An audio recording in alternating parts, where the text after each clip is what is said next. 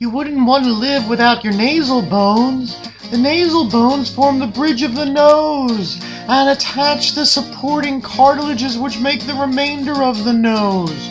Without this, you would lack protection for much of the nasal cavity, including the area where we smell, the olfactory epithelium. You wouldn't want to live without your nasal bones. Yes. The zygomatic bones are so very important in classification of mammals. Yes.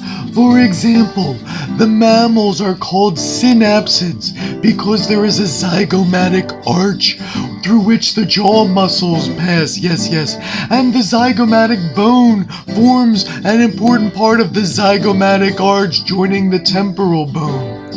Also, the first mammals lost a few little bones which supported the back of the eye and formed part of the orbit.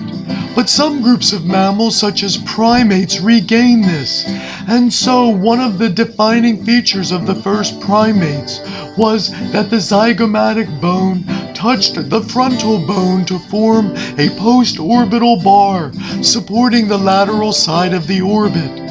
So the zygomatic, or the cheekbone, also composes the post-orbital bar, the part of the zygomatic arch, and the lateral portion of the orbit. You wouldn't want to live without this. You wouldn't want to live without your maxillary bones. We are so important.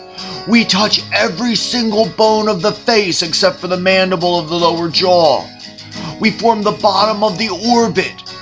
We form 3/4 of the hard palate that separates the oral cavity from the nasal cavity.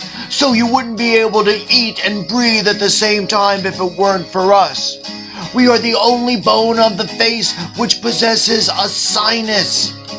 The maxillary bones include an alveolar process which holds the sockets for the teeth. All of the teeth of the upper jaw are located inside the maxillary bones. You wouldn't want to live without us. Most vertebrates have a premaxillary bone in front of the maxillary bones, which hold the incisors. However, in the apes, this premaxillary bone fuses to the maxillary bones in development. So, when you were a fetus, you had premaxillary bones holding your incisors, but now you just consider them to be part of the maxillary bone, although in most vertebrates and in fetal humans they are their own separate bones, the premaxillary bones.